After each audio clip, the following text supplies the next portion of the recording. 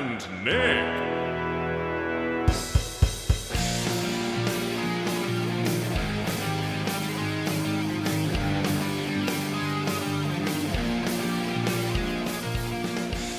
Welcome to That Superhero Thing podcast, where we discuss the latest superhero and comic book movies and TV shows. I'm your host Nick, and joining me, as always, my co-host Anthony. Hello. You alright? Yeah, not too bad. Good. This is it, Anthony. This is the Spider-Man review. Fucking finally. Sorry for swearing that early on in the episode, but finally. We started this podcast in February, and we have been talking about the Spider-Man No Way Home review since February. So the fact that we're actually here. It doesn't feel real. I feel like I need to go and watch it again just to make sure that I've watched it. It didn't feel real on the way to go and watch it. No. I was like, I can't believe this actually happened. So sad. We need to do something else. If that's like the highlight of our decade, the Spider-Man No Way Home. There's something very, very wrong. But anyway, listeners, welcome to our Spider-Man No Way Home bonus episode. I don't know why I did that with my hand. No one can see me. On this bonus episode, then, so we're going to give you the full spoiler-free review of the movie first. Yeah. So you are safe to listen for a little bit. We'll try really hard not to spoil it. We both kind of fucked up when we were just doing the Hawkeye episode, but we've edited that out, so it's okay. So it's not been spoiled. But you say we both, you mean me? No, I did once. So we will be very, very careful in what we say. But yeah, if you've not seen the movie yet, you can still listen along to the first bit and then go and experience the masterpiece, spoilers, that is Spider-Man No Way Home. God, yeah. Spoilers, it's very good. We'll then do the full spoiler-filled breakdown of the film, discuss what we think the events of the movie mean for the future of the MCU as well. What are you laughing at? The amount of times we've said spoilers in the last 30 seconds. I feel like I need to be really careful.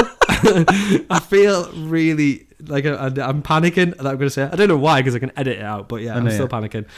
So after we've done our breakdown, we'll be listening to what you guys thought of the movie in our special Spider-Man Pod Fans Assemble. If you want to skip ahead to the spoiler review or to Pod Fans Assemble, we will put timestamps in the description as always. So let's do non-spoilers. Careful. I can sum it up really quickly. It was phenomenal. You just stole my word. Sorry. You didn't tell me. If you I said phenomenal seconds before we started recording. Did you? You boob. I wasn't paying attention. Honestly, it was. I wasn't paying attention. One of the most, after Endgame, one of the most incredible experiences I've had watching an MCU film. It was an experience, wasn't it? It was 100%. Yeah. I was going to say, I don't even think you'd have to be a massive MCU fan to still find it epic. Yeah, because it was a big film. It felt epic, didn't it? It felt massive, and it was non-stop. I felt emotionally drained by the end. I did. It sounds dead daft. I wanted to go home, get in bed, curl up in a ball and have a little sob. And I know it sounds pathetic. It does, but it was just very overwhelming. It was. I just found it all. It was a lot to process. It was a huge experience. Yeah. For such a long build up after the the marketing and all that kind of stuff and kind of the excitement that was all around it. Yeah. It just, for me, it hit everything on the head the way I'd hoped. Definitely. There were bits of it, so there were parts that will literally have you close to, if not actually in tears. Loads of laughs. That'd be me. Loads of laughs all the way through. Yeah. And then parts where people were literally cheering and clapping. Yeah. Which in a UK cinema doesn't happen. A feat. Yeah, it doesn't happen in the UK. But I've spoken to a lot of people online since this, and you'll hear some of them in Pod Fans Assemble. That was everybody's viewing. Yeah. Everybody. And maybe it was just because it was opening night in the UK, but everybody said people were clapping and cheering throughout the film. So that's a big deal. For that to be in the UK. Yeah. But yeah, it was draining. The fact that we normally will. So what happens is me and Anthony will go to pictures most of the time together. Sometimes we have the odd bit that we can't do it together. Yeah. But we normally go together, and then in the car on the way home, we'll sit there and say, let's try not to talk about it too much because we want to save it for the podcast. We didn't even make it to the car. No, I know, yeah, but then I don't feel like we said that much because it was more like we were processing. Still taking it all in. It was yeah, like I need to have a think about what this was. I'm going to sound really. I was genuinely really emotional. I was, and that doesn't give anything away. No, not it necessarily was just, bad. There's upsetting things, but then there's emotional things that are in a good way as well. Yeah. It was just. It was a very, very heavy film. Yeah, really, really. When you sit and think about it, there's a lot to unpack from it. Massively. And but I love that about it. Yeah, I do massive. And I'm excited to go back and watch it again. And I'm 100% going to do it. I'm going back to the cinema and I'm watching it again. At the moment, I'm going back tomorrow, but I'm going to have a think about the comedy type thing. But at the moment, the plan is to go back tomorrow with Jake. I don't really want to say much about the story in non-spoilers. No, I don't. And even that, normally when we do non-spoiler reviews, and this isn't, I'm not spoiling anything by saying this. I really want people to go in not knowing anything. And normally in the non-spoiler reviews, we'll sit and discuss things that we've seen in the trailer. Yeah. Now, this isn't to say that this is the case in this movie, but we know what Marvel like with trailers. Yeah. So I want people to go in thinking stuff in the trailer might not be real. This might be. Do you know what I mean? Yeah. I think you need to go into this. I was totally sideswiped because there was stuff that I completely expected and didn't get. Yeah. But not necessarily that was in the trailer, because we're not spoiling anything. No. There's a lot of unexpected my personal turns. expectations of the film, it wasn't what I thought it was going to be at all. No. But it was better. Yeah. That's the thing as well, because I think before we went to watch it, we were saying, I've hyped this up so much in my head. Yeah. It's not going to be as good. Yeah. And it was better. Yeah. I mean, I thought this was going to be the best film. Very rarely happens, I think. Yeah. That you think something's going to be that good, and then it turns out being better when you're already sort of hyping it up massively. There's a lot of character development in this movie. That's not a spoiler. No. I'm really worried I'm going to spoil something. That's not a spoiler. We get a real deep dive into all the characters. Yeah. And we really get to see a lot of personalities in the movie also, again, doesn't spoil it. Every actor, every character held it. Yeah. There was nobody that dropped it in any single scene for me at all. Some were better than others, but there was no weak link. No, not at all. No. The entire ensemble cast absolutely smashed it. We can talk about certain people. So we can say, Tom Holland was in it. Yeah. Spoilers. We know that, yeah. He nailed it. Yeah, completely. And considering, and I know he's not really 16. Got more out of him, I think, in this one than we have in the last two films together. Yeah. When you look at some of the big names that are in this movie, like Willem Dafoe is in this movie, and it's not a spoiler to say he absolutely kills it in this movie. Amazing. He's amazing in this, and Tom Holland hold his own against Willem Dafoe acting wise. They're both brilliant. The whole cast, standouts for me: Tom Holland, Willem Dafoe, Jacob Batalon as Ned. Everybody is Zendaya, Strange, amazing, and Alfred Molina. Love Alfred Molina. Yeah, so glad he's back. Yeah. It was like I was dying to say things, but I can't. There was a few bits, and again, it's not spoiling anything. There's a few bits in there where it really felt like I was watching just a live action version of the cartoon that we used to watch. Yeah. The fact that there's like multiple bad guys, and you know there's multiple bad guys, I'm not spoiling anything. The fact that there's multiple bad guys like working together, it just felt stupid, but work. Do you know what I mean? Not stupid, but it felt like it took you back to be like if you break it down, you were a kid. If you break it down, it's stupid. But in the moment that you're watching it, every moment is believable. Yeah. You're not questioning it as it happens. No. You're totally in it with what's going on the screen. I agree. And it just, like, I don't feel I can justify in words how much I enjoyed it. No, I agree. We've said this for a little while. Marvel are going more comic accurate and making films that feel more like comic book movies. Yeah. They had, I think the reason that Marvel got big is because they kept things a lot more down to earth than superhero movies had done in the past.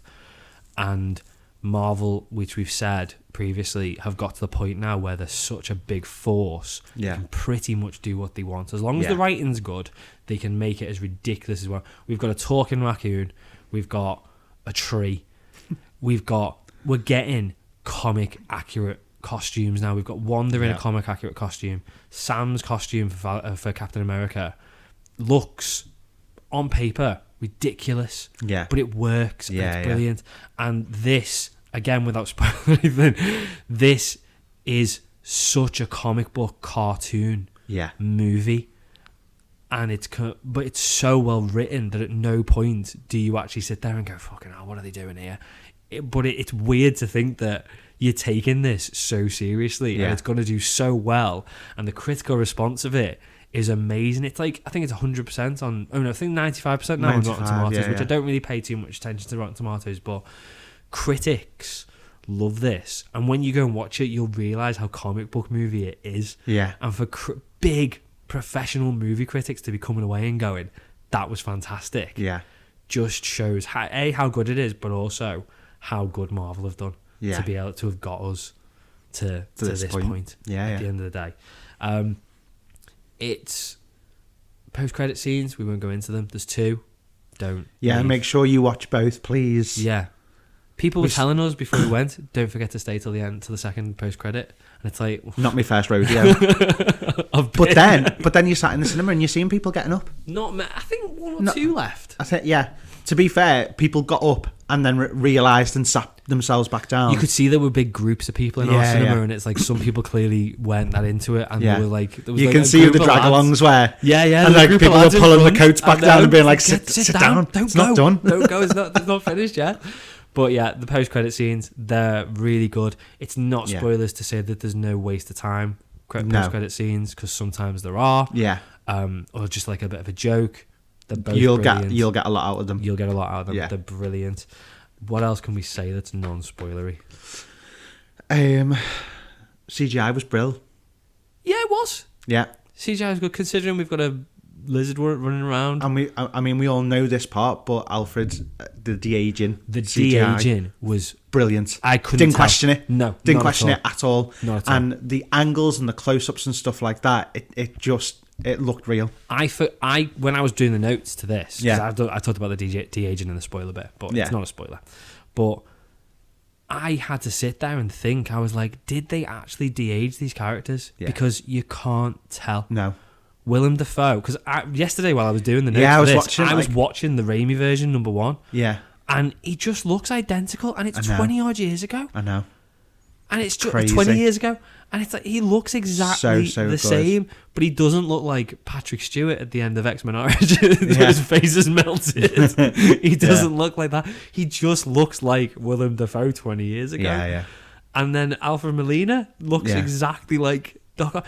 In the trailer, he doesn't. In that very first trailer where we saw him say, "Hello, Peter," his hair, you could tell that was pre-finalized. Yeah. It looks better. Yeah. Totally. It looks better in the movie than it did there. But yeah, CGI in general was amazing. Yeah. Story's fantastic. Yeah, I loved it. Yeah. I loved it. We were to the point where we were tempted to just come back out and go straight back in. Because there was a midnight show. Another show in 5 minutes. Do we do it? No. If I hadn't been in work the next morning, I 100% would. I wouldn't be awake now. I had. I wouldn't. I'm already knackered. You wouldn't be getting 2 podcasts this week. You'd be getting 1. You'd be getting 1 strung together podcast instead of 2 strung together podcasts. But, so as a non-spoiler review, go and watch it as soon as you can. Don't let anyone spoil it for you. Try your best to avoid anything online, because it's annoyed the shit out of us the whole time. You know, there were pre-screenings and stuff like that in the US, although it's only coming out today in the US. Yeah. I think it was midnight showings last night. Yeah. So just do your best to try and avoid as much as you can, and let the film do it. Let it do the job. Yeah. Very deep. Yeah, but and also when you've seen it, don't spoil it. Don't go around ruining it for other people. No, and you're safe. If you're thinking about going on Twitter and stuff like that, you're safe on our Twitter. We will not spoil it. We're not going to keep it forever, because we want to talk to people about it. But we'll keep spoiler free until like middle of next week. Yeah, we'll keep spoiler free until the Hawkeye finale. Yeah. So you've got time. You can stay on our Twitter. You can be safe. When you've seen it, don't go spoil it for people. There's people on Twitter who are proactively looking for people to spoil the movie for. Yeah, I've had to delete commenters on TikTok who have put spoilers on, and I've blocked them because we haven't got time for that shit. No, stay off YouTube. Yeah. Because the whole movie's on YouTube pretty much. Yeah. How on earth is it that you put something on YouTube with a tiny little bit of music and you get it taken down for copyright? Yet the entire post-credit scenes of Spider-Man No Way Home shocking, are on YouTube and have been for 2 days. It's ridiculous, but yeah, it's amazing, and yeah, we'll do. Are we ready for spoilers? Yeah. Right, okay, so we'll do right, you are... Pause it now if you haven't seen it. Spoiler warning. There's loads to break down. Get yourself a cup of tea, sit yourself down, because it's going to be a long one. That's what she said.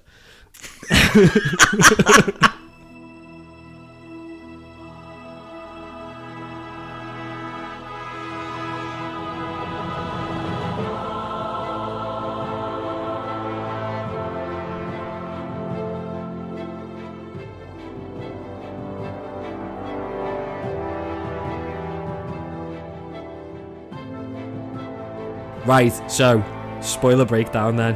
Normally I can't, that's how I'm sort of taking it back as Can we try and do this one like not perfectly in order, but like work through the film? I think we have to. Yeah, because I sat there and I deleted my notes like 3 times on this yesterday because we don't normally with movie reviews that we've seen at the cinema. Yeah. Sit and take it, do the whole thing like we do with the Hawkeye reviews. But I think I feel like we need to because I don't want to miss anything. No. And there was so many, which you'll know now because you've seen it. If you're still listening to this, if you've not seen it yet, turn it off. Turn it off. Go away. You'll know there's so many Easter eggs. Yeah. There's so many clues at what's coming. Yeah. Coming, in the future. But we'll start from the beginning and keep as much in as we can. So I loved the opening. By the way, I loved the opening. So it was the report from J. Jonah Jameson. Yes. Yeah. I said that right? Yeah. Right way around. It's confusing because it's JJ. It's all JJ's. Jameson and JK. And JK. Yeah, it throws me every time. Right, first of all, his moustache. Yeah. I didn't pay that much attention to it, but go on. Okay. Please pay more attention to it the next time you see it. Okay, should I Google it? Because I feel like it's real because we know he can grow a tash. Yeah. But there was something about it and I just couldn't I couldn't put my finger on it.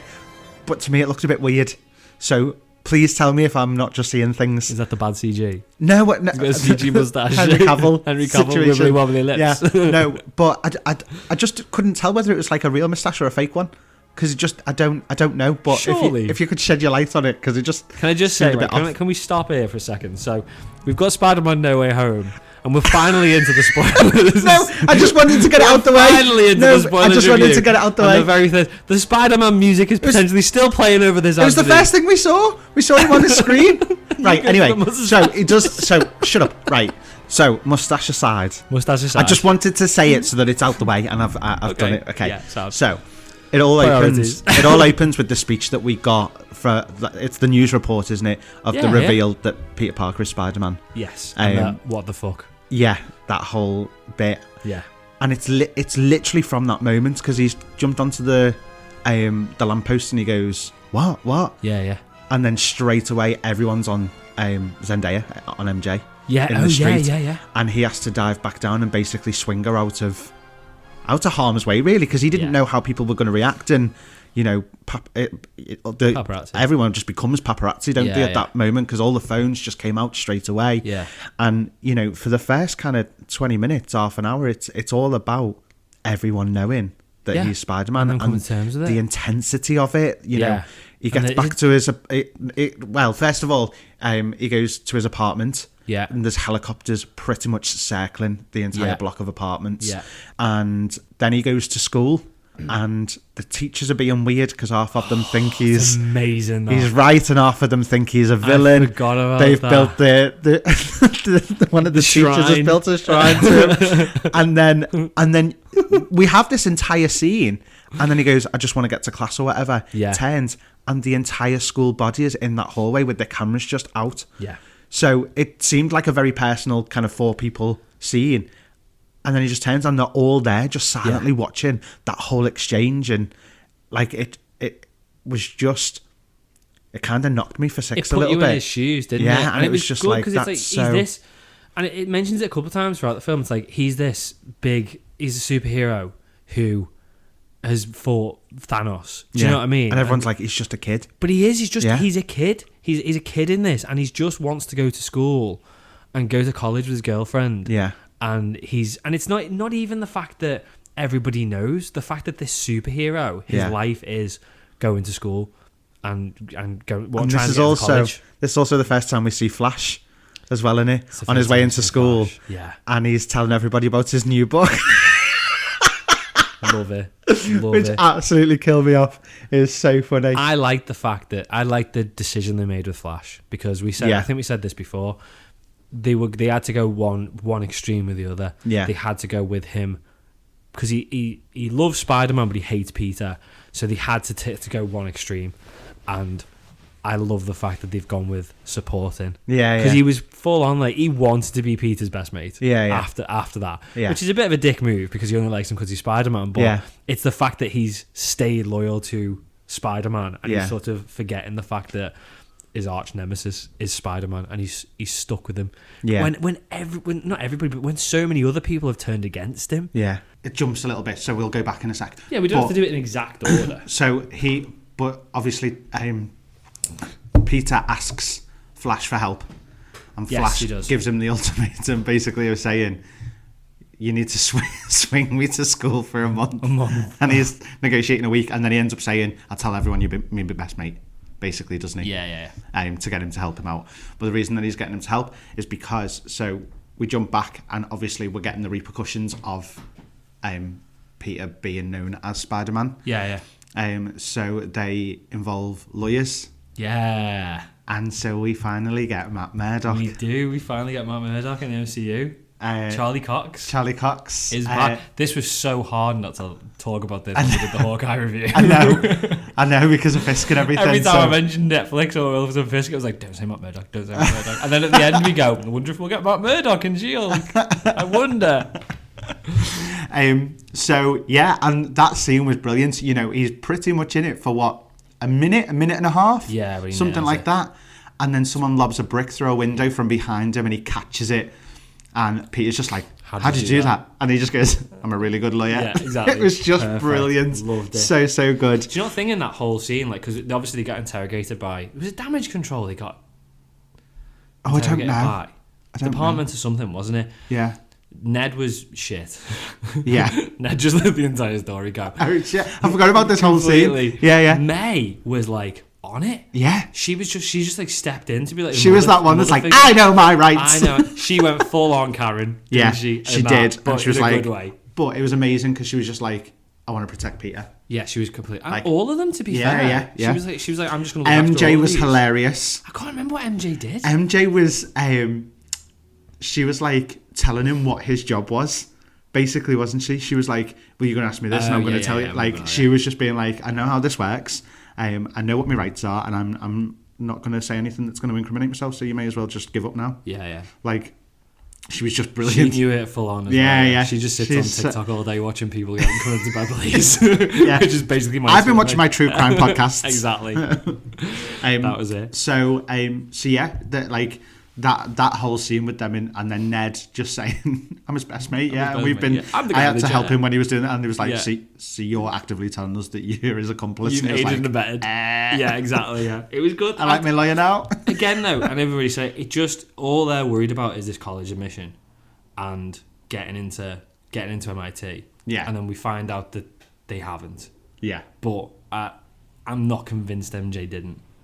No, but the thing is, though, she looked like she was waiting for them to say no, yes or no before she gave her decision, and I expected us to come back to that, and I wonder whether it was cut, and whether maybe I don't know. We'll go through the movie, but because obviously at the end he decides to basically give MJ up. Yeah, I wonder whether at some point he was supposed to find out that she did get into MIT, and she was refusing to go for him. And then that's why at the end, when he saw her again, she got into MIT, why he decided to walk away. Yeah. But we'll come back to that. I still get chills thinking about that. I know. The very end.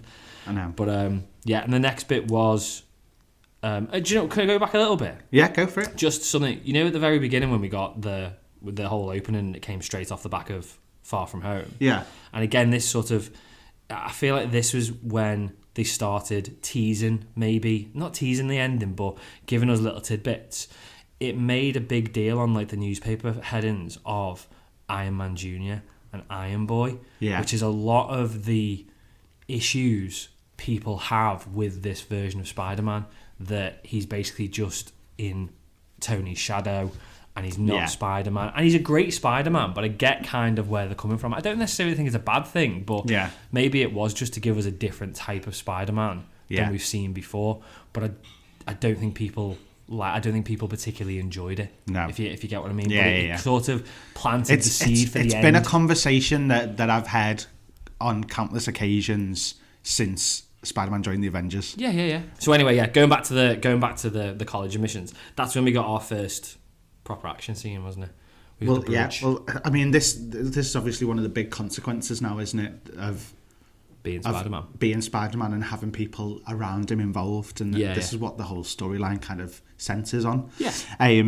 So he obviously, after the conversation with the lawyers where we found out that he's okay, but Happy's in trouble. And I couldn't remember that. What was because that Happy's been holding Stark tech that he shouldn't have been holding. Okay, They're like, there's things missing in the inventory that we're supposed to be checking on because they... Like the fabricator? Yeah, they took everything, didn't they? That's why we saw the scene with all the trucks coming out of Stark Industries because Peter has ownership over everything that Tony had on the industry side of things. So because Happy's been hoarding stuff in his apartment, he's in more trouble. And Happy absolutely shit himself, and it's so funny. We also got to mention that Happy and Aunt May have just split up as well. Aunt May is saying more of a fling. It was a bit of fun, and Happy's like, I want to take you to the moon, essentially, wasn't he? He was so devastated. Poor Happy. And we're like, have you been crying? It was so funny. Oh god, it was brilliant. Anyway, it's just all those little things that just weren't really that honestly, important to the it's story. So controversial that his name is Happy. I know, because he never fucking is at he? any point in this whole thing. No. And later with the thing on his face. I wouldn't talk about that. We'll talk about that later. So. Anyway, the bridge. So Peter's suited and booted. He then, so he chases down the admissions person, doesn't he? Yes. For MIT. That's what he's doing on the bridge. Yeah. He goes to find her to make sure that he can get MJ and Ned at the very least into MIT. Because it's his fault. And he finds her car on the bridge. He goes to speak to her because she's in traffic getting to the airport. Yeah. And then suddenly there's, oh no, we've missed a huge chunk. What have we missed? So much happens in this. Doctor Strange. Doctor Strange already happened? Yeah. Oh my god. because he got the spell wrong. Right, so... Oh, we're not good at this. No. Right, so... We're normally better than this. I know. We missed so much. It's because we've... There's so much happens in this film. It's unreal, and it's pinpointing where it takes place. So... Let's talk about Doctor Strange. Okay, so he's done the lawyer thing. He's done... MIT's not having him. No. All of that kind of stuff. Everything's going to shit. So he goes to Doctor Strange because he sees the Halloween stuff still up. He does, yeah. And that's what preempts him to do it. So he goes to Doctor Strange and asks for help. Doctor Strange isn't the Sorcerer Supreme. No. Doctor Strange is just Doctor Strange, and that was a big thing for us. Yeah, massively. So he. Anyway, so we've seen it in the trailer, really, that this is the part where he gets him to do the spell. Wong says no, and he says, I've done the spell for a lot less. Remember that party? Yeah. And Wong was like, no. And he's like, exactly. I think that was really clever by Marvel. I always say Marvel are clever. For the way they put it across in the trailer. And that wink seemed different. It was all different takes. Yeah. It was all different takes. But also, Wong didn't at any point tell him not to do the spell. No. He said, you shouldn't really be using that spell. Yeah. And then when he said, I'm going to do it, we've done it for less, he said, well, I'm not getting involved. Whereas in the trailer, it was like, do not do that spell. As he was stepping through the ring from a different angle as well. Yeah. The angle was different on that bit as he walked through the portal. But he got us all talking. Is that Doctor Strange? Is that... Kevin Feige is Mephisto. I'm telling you now. Kevin Feige is pushing... He's Mephisto, who's also a Skrull to look like Kevin Feige. Exactly. And Madam Hydra. He's just pushing... Kevin Feige, the real Kevin Feige is in a vault somewhere, hidden away. He's just... They full on knew what they were doing with that in the trailer. They wanted us all to think that Doctor Strange was evil. Yeah. Just that tiny little thing in the trailer. Yeah. And it did it. And even the whole thing with the spell, it's like when he casts the spell, he seems okay with him changing every element of the spell. He's like, well, MJ, no. Ned, no. My Aunt May. And he's like, yeah, that's fine. Yeah, take him out. But don't nobody else. And it was only because he then said something. Peter said something, and that's what finally changed the spell. So when I was watching this scene, I was like, I didn't feel the build-up to something monumental happening. No, neither did I. And then there was and then obviously it started to go a bit, and then he saved it, and he kind of contained it, didn't he? He did, yeah. He contained the spell, and he said, that spell was going wrong, I've contained it, so we just need to destroy it now. Yeah. And it was only a couple of bad guys, he said, must have slipped through the net when we finally find out about Doc Ock. Yeah, but even before that, it didn't seem like there was no build-up to anything having come through. So then, when we got to that scene on the bridge that we've just said about with the MIT admissions person, when we started hearing the rumbles, I just went, in my head, I was like, this is it. So it has happened. Yeah. But it's not really been a big shown deal. that it happened. Yeah. I was like, oh, okay. So it was to catch him by surprise, then, wasn't it? It just threw me totally, because I really thought that if it was gonna be more melodramatic than it was about it going wrong. Do you know what I mean? I think the whole, and again, sort of taking it, I thought at that stage, or when we started picking up the different bad guys, and we'll talk about them in a bit more detail, but that they were taking us down a completely different route to what we thought was coming from the trailer. Yeah. And again, it was good because when they eventually, and we'll go back to it, when they eventually did turn evil at Happy's apartment, it didn't surprise. I wouldn't say it surprised me, but you weren't 100% sure that it was going to happen. No. Or it could have just been Norman. Because it wouldn't have surprised me if all the things we'd seen from the trailer were not right and weren't in there, and they were being made to make you think that one thing. Because at one point in that movie, everyone was on board with Peter. Yeah. Max, Lizard, Doc Ock when he sort of cured him, they were all sort of completely with him at that stage. Yeah. So again, it just kept you guessing. Yeah. All the way through. Sorry, I've jumped around. Back to Doc Ock, the Doc Ock fight. So brilliant. Loved it. Amazing. Loved it. When he got his couldn't have been more perfect if he'd tried. It was spot on. And the moment when he got his legs out, when the Iron Spider legs came out the back, and you could see that Doc was like, shit. What am I going to do? It was so clever. I just was not expecting it, because we'd said about the fact that we'd noticed the Iron Man tech. Oh, no, I was talking about when Peter's legs came out the back, and it was like Doc Ock versus Doc Ock. So when he took over, because we obviously saw in the one of the more recent trailers that hitting in the chest, and it all moved. So we were like, something's happened there because it's missing. Yeah, and it obviously was in his thing, but then Peter took control of it. I love that. I love the whole setup so for good. That. Yeah. And again, I'm jumping. We'll stick to it. Doc Ock in Tobey's Spider-Man 2 was a proper force to be reckoned with. It was a proper fight. It was tough, and he didn't even beat him at the end. He didn't. But neither did this Peter. Peter won because of Iron Man's tech. Exactly, and that's the thing. But you not find that like all the villains were just nullified so easy. I mean, it wasn't a Sinister Six; it was a Sinister Five. Yeah. But they beat them all so easy. And I know Tobey had... the older people beat them easily. The whole thing, considering how sort of formidable all these villains had been in their respective movies. Yeah. How then 5 of them joining forces. Yeah. Just dun. And again, and is that... and that's why it's a good thing that the ending's gone the way it's gone. Well, because we've gone back to, ground level Spider-Man rather than fighting Thanos Spider-Man. I mean, you're saying that the 5 kind of work together. I don't think they particularly worked together. Yeah. They just were fighting for the same ends. So I think it kind of, they weren't teaming up. They weren't doing anything where it was like, you go this way, I'll go this way. Do you know what I mean? It was just they're all trying to kill him at the same time. Yeah, I think that's as far as it goes. But, and that come across as a criticism, and I suppose I probably am saying it as a criticism to a degree that it seemed too easy when these bad guys had been so formidable in their own movies. Yeah. But then at the same time, it's probably more comic accurate, because you would get things in the comics and the cartoon where it'd be like, oh, Doc Ock's robbing a bank again. I'll go and take the piss out of him and finish him off in 5 minutes. Do you get what I mean? And it's kind of getting back to that, isn't it? But it's also, I mean, the reason behind this one is, they're also disorientated. They don't know where they are either. No, exactly, yeah. So I think there's that element where they're not necessarily going to be perfectly on form, especially when you see Doc Ock's face when he realises it's not his Peter. Yeah. like it completely throws him all over again and stuff like that. So I think that's part of it, and I think that's why Green Goblin kind of heads it all, because let's be honest, his mind's already fucked, in it. Completely. So he's just like chaos. Yeah. And that's how that works straight off. He's just absolute chaos. Doesn't care where he is, what he's doing. No. He's just going to cause damage. But I think I like that he caught them dead quick at the beginning.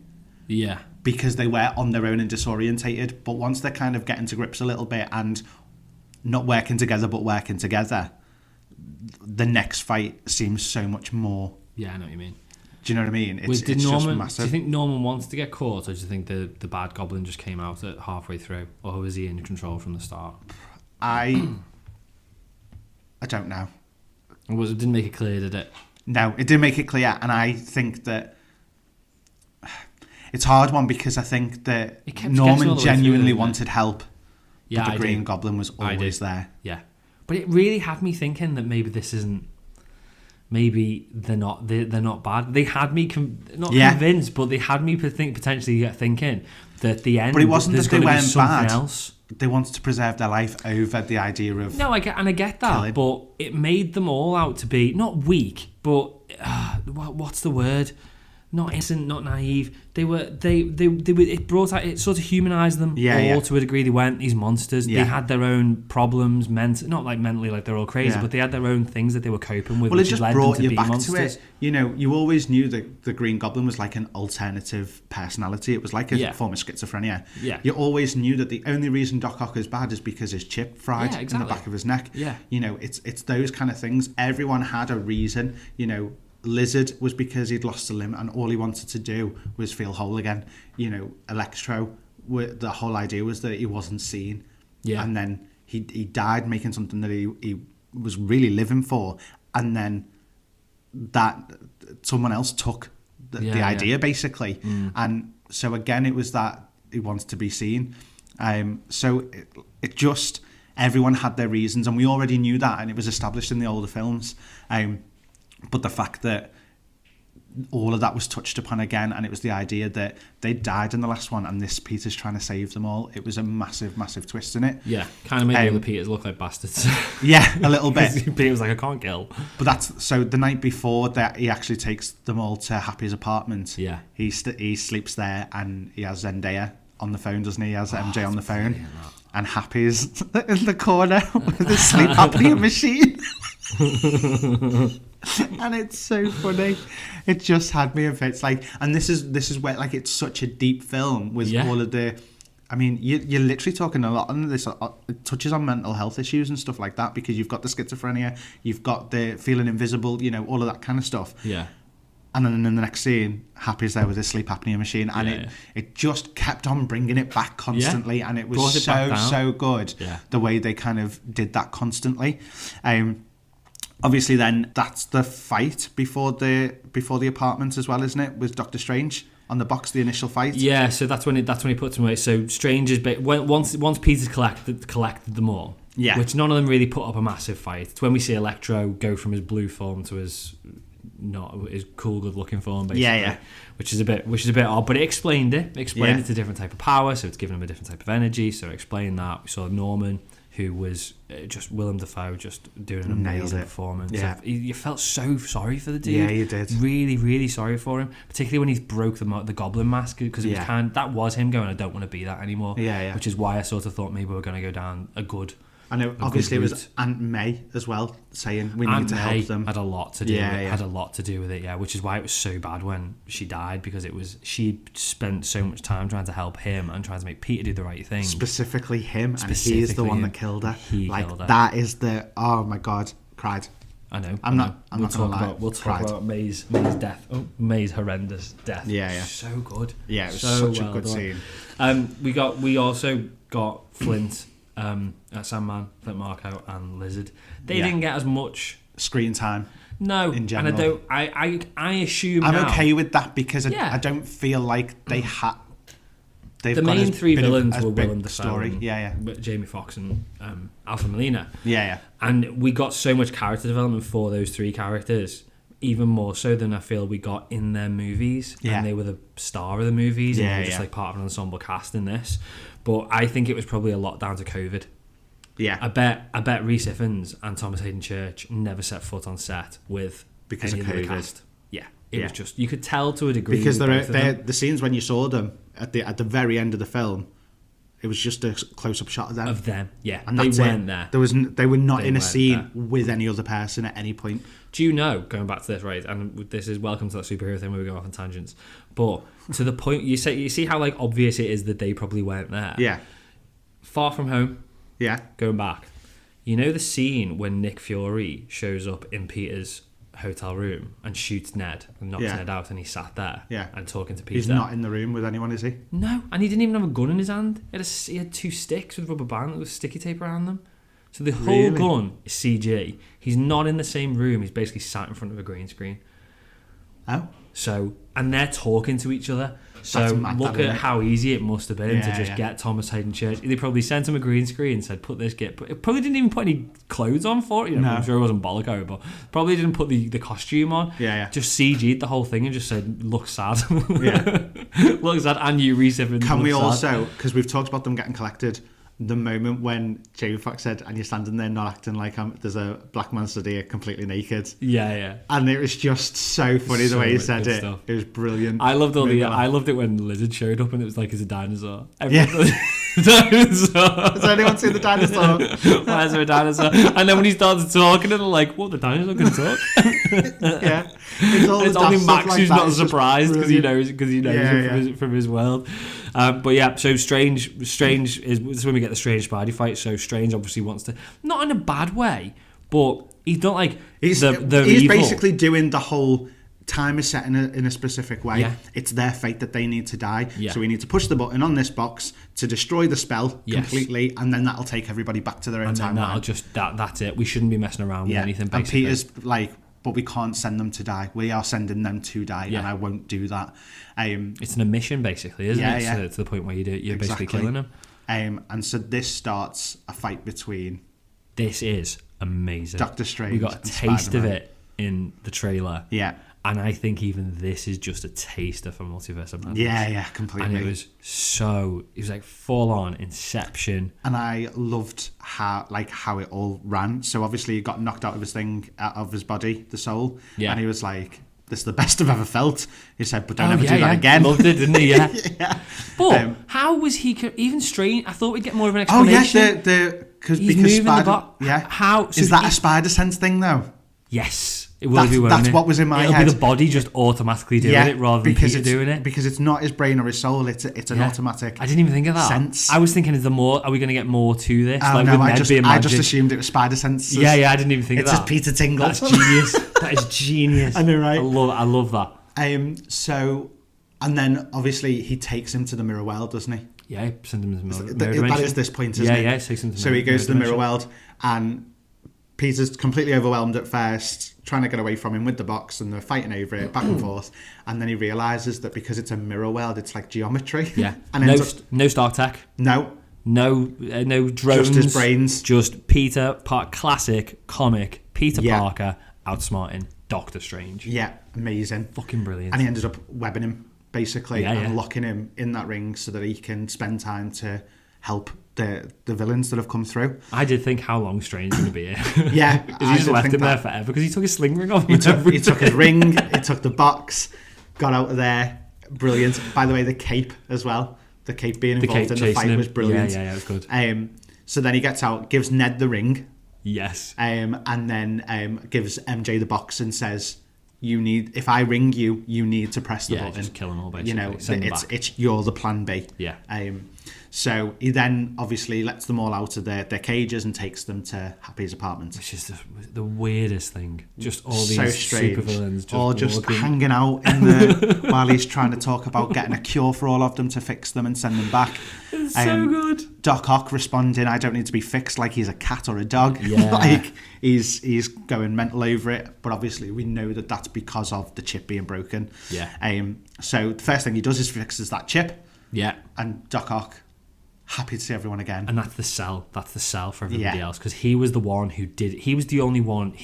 Not the only one. I think Max was really apprehensive. Yeah. Everybody else seemed to be okay with being fixed. Yeah. But Doc Ock was like, don't touch me. Yeah. And then he got fixed and was just like, thank you so much. You've helped me.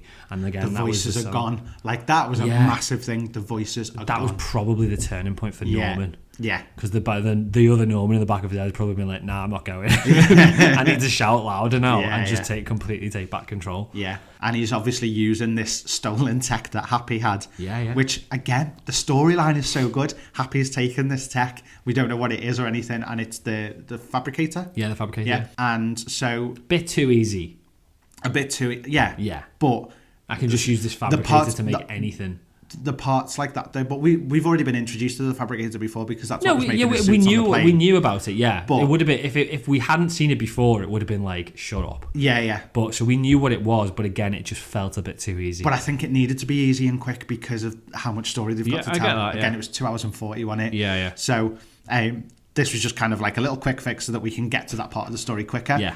But then you obviously had them starting to create the cure for Green Goblin next, wasn't it? Yeah. So it was for I Norman. get the impression he pretty much had everybody's ready and it all got wrecked. Yeah. I think Green Goblin was already there at that point. Sabotaging. Yeah. Yeah, probably. Because he said it wouldn't work. Because during the fight scene, I'll jump a little bit for a split second, Aunt May hitting him in the neck with it. And he goes, it's not going to work. Yeah, he did. She did, didn't so she? he sabotaged it completely. He was already there. Yeah. So... either subconsciously or consciously. We've got the chest thing, the arc thing that's supposed to bring down the electric charge with an electrode. Oh, yeah, which was 99%. Which was a timer. Yeah. So his anxiety is going up while that's going around because he doesn't know what that's going to lead to. And then they're making the Green Goblin thing. And then it all just goes to shit. Yeah. JJ being there as well. Yeah, JJ's outside. His Lizard's face. in the van outside, which was a bit tight. I don't know why Lizard was left outside. Didn't Lizard in? No, because it's a dinosaur and people would have noticed probably. Probably. Although there's a mud man. Room for one more. there's a mud man sat in there. Yeah. But JJ Jameson, when it all kicks off and like I can't remember who goes out. Someone goes out the window first. Maybe Doc Ock because he sort of gets chucked out, doesn't he? Because he jumps to the other building. And his face, JJ's face when he sees it. Yeah. Everyone else is like panicking because there's explosions and stuff like that. Yeah. He is so happy. Yeah. He's like, I fucking got you. Do you know what I mean? I want to see everyone to see how bad you are. I thought again, so going off a bit, at the start, JJ was in like his living room with no pants on with a green screen. Amazing. And then by halfway through, he's in like a massive news studio. Yeah. So he's like, it's me. This is the origin of the Daily Bugle, and I know it was already there, but it was like up until this point, the Daily Bugle was JJ, nutcase conspiracy theorist, sat in his pants in his living room, thinking he's the God's gift to news, basically, and it's the creation of it. Yeah. This is full on origin story. So that we've got the proper Daily Bugle ready for. The trilogy is the origin story, which we'll get to the end. Yeah, I can't wait. Love it. Can't wait. So, right. So we're at the fight scene. So we've obviously everyone's now got this fucked fight off. Basically, everyone's the gone apartment bad. has been destroyed. Yeah. Everyone's escaped, but Green Goblin is here to fight. Yes. This is still the same scene, isn't it? Because it's in that apartment. Yeah. Because everyone else is everybody else has got off. I don't think Ned and MJ weren't there. No. May's grabbed everything and May's grabbed all the cures and is legging it down and out the building. Willem Dafoe is just full on wrestling Tom Holland. He's like full on rage. Yeah. He's never been that angry. I don't think. We've never seen. So even how angry he is, it's like in the first just Spider-Man, hardcore. He was not pulling any punches at all. Like, but he it's was the just fact going that for it. he could do it. Right, we knew he was physically strong because he's basically he's super. It's super soldier serum. That's it. Yeah. He's basically Steve Rogers. Yeah, but evil. And in the we've only ever seen him in one movie, but in the Raimi Spider-Man, he was like Gadget Man. He had the glider. He had the pumpkin bombs. He had the blades on the glider. It was all tech. Yeah. And that's how he did it. I think he had one or two slight punches with Spidey in the film, but it was all tech. Yeah. He's got nothing. Yeah. And I thought Tom Holland's going to take him to pieces here. And he just seeing Willem Dafoe, who did all his own stunts. Did he? Yes. Amazing. All his own stunts. Amazing. Being 20 years older than he looks in the movie, and did his fight scenes and everything. Yeah. It's so good. Phenomenal. So raw as well. Even though you got yeah. these two super soldiers, basically. There was no... And again, it got rid of the Stark tech. It got rid of the Goblin tech. Yeah. It was just full on. And it wasn't even a punch-up. It was a wrestling match. Yeah. There was one moment where he I don't know what the wrestling move's called, but he basically picked him up and just power bombed him onto the floor, like full body, through the floor and through like 2 sets of floors after that. It was so good, but it was just so, like I said, raw. It was just like a full on and beat him up. So they end up falling right down to the foyer in the end. Right down to the foyer, which is where Aunt May is. Yeah, because she's on her way out. Yeah. And Peter's getting destroyed at this point, 100%. Goblin is going for it, and then as he's kind of over Peter, Aunt May jumps in and hits him with what was supposed to be the cure. We then go, it's not going to work, so he's obviously sabotaged it while they were working on it. Yeah. And then it happens. I can't even bring myself to say it. Did you think, so when she got hit by the glider and she got back up? No, I knew. The way she was behaving... Yeah, I knew she was going. I knew that was it. She didn't know she was going, though. I was like, they can't do this. I didn't get the impression she knew she was dying. No, she didn't. But her body language, I just knew. I knew that she wasn't coming back from this one. We knew, but you didn't know. Yeah, that's the thing. You know what I mean? It was done like, so well. Please let something happen that stops her from dying. Please don't let her die at this point. And then... Up until the point where she fell, it was like, no, I'm reading too much into this. She's not going to die. She's okay. And then she drops, and it's just like, oh, fuck. So odd. I was holding my mask on anyway because we were in the cinema, but I was just fucked over with my hand over my mouth. I'd like just thinking, no way. But it was her. It was Tom Holland's Peter's Uncle Ben moment. Yeah.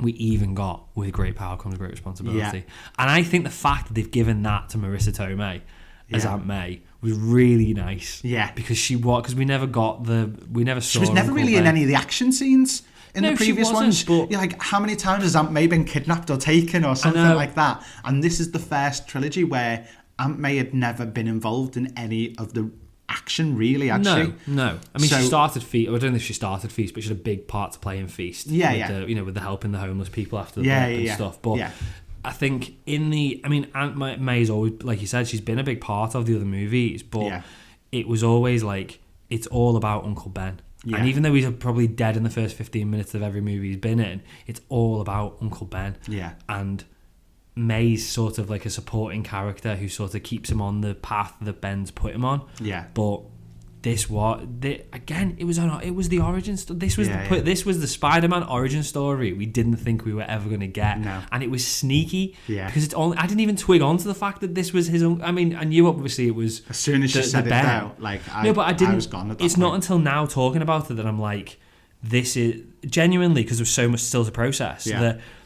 The Uncle Ben dying in the Raimi one and Uncle Ben dying in the Andrew Garfield one. Yeah. This was that moment from those two. Yeah. And it's just a really long friggin' origin story. But I like the fact that she's been given she's not just been put sidelined as a supporting character. Yeah. Because I think some people, including me, thought maybe we'd get a look at Uncle Ben. Yeah. I mean, we know there was one. Yeah. When was it mentioned? It was mentioned in What If. Not by name though, was it? Yeah. After everything Aunt May's been through. No. In What If, she said Uncle Ben. Oh, okay. Oh, sorry. In What If, yeah. And I know that's not technically. I know it's a variant. Sorry, I was thinking of Far From Home. It's supposed. Yeah. Everything she's been through was in the first two, I think. Yeah. Or one of them, obviously. And I know that the zombies is a variant technically. Yeah. But it's that Peter, isn't it? Yeah. Do you get what I mean? It's not the Toby Peter. It's not the Andrew Garfield Peter. It's that Peter. So we know there is an Uncle Ben, but it was just good that she is. Yeah. She's I'm going to miss Marissa Tomei. Yeah, so am I. I'm gutted. I'm really genuinely gutted about her character. She's a brilliant actress anyway. Yeah, she's great in this film. Yeah. So good. But it sent him off on one. So it did, yeah. So obviously Happy then pulls up outside, realises that it's Aunt May that's dead. Yeah. And he blocks Peter. Peter gets shot in the shoulder as well. Does, yeah. And then he's like, Peter, just run, get out of there now, go. So Peter disappears. Happy gets arrested by the looks of things. Yeah. And then we go to MJ and Ned. Yeah. Amazing. Can we just talk before I've we just talk? got goosebumps before we've even said a word about it. Before we even talk about it, right? Because we know you all know where we're going. The fact that Ned can use magic is just amazing. Yeah, incredible. It felt a bit stupid, but again, it felt too easy. Like, well, we'd already seen a spark when he had the ring on. It was then. No, I'm sure we'd seen it once before that. Had we? Yeah, when he's messing around with it, and we just saw it, but it was like just a little, and then it was gone again instantly. Right. So I don't think any of them noticed. But then it happened again in there, and then that's when MJ goes, "Hang on, do it again. Do what you did again." So he goes, "I want to stand up. We need to find Spider-Man," and then so he manages to then open a ring, a portal up. And we see Spider-Man in the alleyway, and he turns round. Who it took me a good 5 seconds to realise it wasn't Tom Holland. Yeah, it took a good few seconds, and then as soon as it they went, hang on, and you did the little close-up of them looking with squinted eyes, and he turns around and starts walking back. It's like, it's not the suit, and you know that means that it's somebody else. And then in walks Andrew Garfield as Spider-Man. But he kept his mask on for a good 5 seconds. Yeah. He then takes it off once he's walked through the portal, after waving and going, hello. And so good. He's here. It's him. Do you think it did a good job? 'Cause in my opinion, it did. Kind of making you forget that we were waiting for them up until that point. I think the fact that when you saw him open that portal and you didn't instantly go, Andrew Garfield. The fact that we just come off Aunt May's death, I was still reeling off that not to pay attention, because obviously I was paying attention to what's going on. But not even processing the fact that I'm emotional. Yet. Like, I was emotional at that point because of Aunt May's death. I was like, oh, that really hard scene that I'm processing that while watching the next bit. Yeah. And then I see Spider-Man turn around. I didn't think about it twice. No, I didn't. I was like, okay, they found him, he's sulking, whatever. That's why he's just looking back but not coming towards us yet. And then they did, then it just hung on to it for a second. I was like, hang on. And as he started getting closer, I was like, it's not the same suit. No, and then I nearly did a wee, and I was so excited. And then he came through, took his mask off, and then they proved that you're Spider-Man, and he's hanging off the wall, and MJ's going, that's not enough. Crawl. And he's like, I'm not going to crawl. And Ned's mum's there. She's just making the scene. Can you get the spider-web in the corner? It was just so awkward that we got onto the ceiling. It was just as he went along. And then he said, so good. Try again, Ned. So he opens the second portal, and then in walks Peter. Tobey Maguire's Peter. Not in the Spider-Man that costume. Was a bit weird, but I think that was down to. I think that was purely down to him not wanting to wear a costume all those hours. I get that, and I get that it's weird, but just because it's Spider-Man doesn't mean he's always going to be in his costume. No, I know. So they could have just picked him up from a point where he was in his. And I like the fact that they went, "Have you got it?" And he was like, "Of course I have." And but they were there. They were in they were in the MCU universe then. Ned didn't open to portal to another universe. They'd come back as well. Yeah, and they've basically just been sat. They'd been wandering, trying to work out what the hell's going on. What's going on? Yeah. What was I going to say? Oh. The crowd, that's where our theatre just erupted. Yeah, completely. So many people cheering, clapping, so many people clapping, and that was the moment. Probably one of there were both of them. There was Andrew, there was Tobey, and then there was. I mean, we knew that second one was going to come. We didn't know that it was going to happen there for definite. I didn't think it was. I didn't think they were going to do it so not close to Andrew Garfield. Yeah. I thought they were going to give them their own moment. Yeah. And they did. They gave them their own moment, but they did it in the same scene. And so I was like, okay, well, this is it now. We've got our three Spider-Men. So good. Andrew Garfield is my favourite Spider-Man as of 100%. As of now. He was good. Going back and watching those other two films, he's the best part of those movies by a mile. But this, he just completely shone. He went up to another level. He was so good. So good. I want him in the Venomverse. Or him in the Morbius universe, wherever that is. Do you know what? We could find out that they've gone back and not to the right place. Yeah, potentially. Or it could pop up in the Spider-Verse, maybe. Yeah. Could be one live action in there. Or even, do you know what? I'd be alright with cartoon version of Andrew Garfield's Spider-Man. If he voiced it as well. Yeah. It'd be so definitely good. And then, from this part on, it's all a blur to me. So I don't know what comes in order. So after that, we go... So they're obviously they're having the chat with Ned and MJ, and they're explaining that... And basically they're keeping them up to date with what's going on and letting them know about the bad guys. And they're trying to find Tom's Peter. Yeah. And they said, well, I used to go, and I think Toby says I used to go to the Chrysler building. I used to go to the Empire. It's like, oh yeah, sweet really view. Nice view that. Yeah. And then that's so when good. they twigged on to MJ's like, I think I know where he's going to be on top of the school. On top of the school. Shit, I didn't think that was going to be it. I thought it was going to be the bridge. I thought Avengers Tower. And we were going to find out who owned Avengers Tower. Oh, that would have been quite cool. I thought he's going to be at the tower because that's where Tony lived, and he's going to be sat on there. And or the compound. We're just going to get a glimpse. Or the wreck of the compound. Potentially, but I just thought we were going to get a glimpse of who owns Avengers Tower because we know now. Yeah. It's not Oscorp. No. Because there's no such thing as Oscorp. Yeah, it doesn't exist. Which Norman says. So it's got to be Reed Richards who's bought that building. It's got to be. It's got to be the Baxter building. Yeah. So that's on a tangent. But unless Kang does buy it. Yeah, it could We're now going into the multiverse, so maybe Kang does buy it. Version of Kang in our universe. So they go and they basically go and get Tom, and Tom is basically just like, I'm going to have to. I can't call him Peter now because it's too many Peters. Cried again. What, when they got there? When they got there, and the mess that he was in, like, I just felt for him so bad. He'd given up completely. Yeah, he'd heard Aunt May say, with great power comes great responsibility, but he hadn't taken it on board yet, which is fair enough because she just died. But the other two, both Uncle Bens said it miles before they died, whereas this, not while they were dying. Yeah. So he was basically just like, right, screw you all.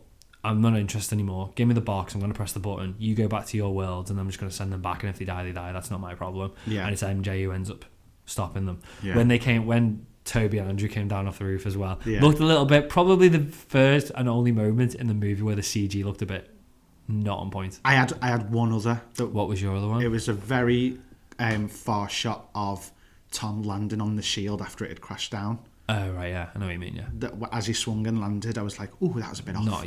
That, but apart from that, it was Toby coming down, just looked a bit clunky when he came down off the roof. And then that's when he sort of realised that they were... conversation that they had. Then. So I cried when I first saw... I cried about 7 times, guys. Like, I'm okay with it. Deal with it. I'm emotional. Right. When he came down... Like, when we first saw Tom, I started welling up again. And then I kind of calmed down. And then when they came down and they all talked about which point for them, and Toby said about... That was it. Toby said about Uncle Ben. And then when Andrew said about Gwen, the acting in I was waiting for Uncle Ben to I thought he was going to say Uncle Ben as well. Yeah. And when he said Gwen, yeah, like, I started to choke up all over again. His acting there and the way he was tearing up at that point just had me all over it. It just pulled me straight back to that moment that... And I'd only watched it a couple of days ago because I know we weren't certain we were quite certain we were getting them, but we didn't know for sure. Yeah. So I was like, I'm going to watch all the old ones just in case because I haven't seen some of them in years. So I sat down and watched them all. So again, it was all fresh in my mind, all over again, and that moment for me, like I was almost gone again, and it was just epic. It was good, but it was what he needed, wasn't it? Yeah, and they gave him the pep talk. They said, "We've been there, we've been in the dark part." Andrew gave us a little bit of a filler after, like, what's happened after the events. We went Spider-Man 2 because he said, "I went dark." He was just Spider-Man. Yeah, he basically forgot about being Peter Parker, and he just became Spider-Man full time. Yeah, he said, and I was like that for a long time. I needed to get my shit together, basically. He looked so old when he was saying that. Do you think? Yeah, I was like... I can't believe how old Toby looks, but again, it's been 20 years. Yeah. But they gave him the pep talk and said, there is another side. You will come out the other side, and that pain's never going to go away. But with great power. They reiterated it with great power comes great responsibility. And it was the pep talk that he needed to get him going again. Yeah. And so then we went full on, like, plan mode, proper Scooby's plan mode, wasn't it? Let's like work putting all the cures together, and the whole Ned shouting Peter and all three of them literally saying what, and then saying the next line. Did you mean it? And then they were all saying the same thing, and it was just so brilliant. And he's like, Spider-Man, Peter Parker. We're still we're all Peter Parker. The whole conversation there with the web fluid. Yeah. Oh my god! It just comes out like. It was so good. And later on, where he's like, does it just come out your wrist, or does it come out of other places? It was so funny. And the whole conversation when I don't think Ned was in the conversation. I think he was listening to the conversation between Andrew. Oh, when he talks about their best friend going insane and tried to kill him, he died in my arms. And then Ned like squeaks his wheelie chair away from them.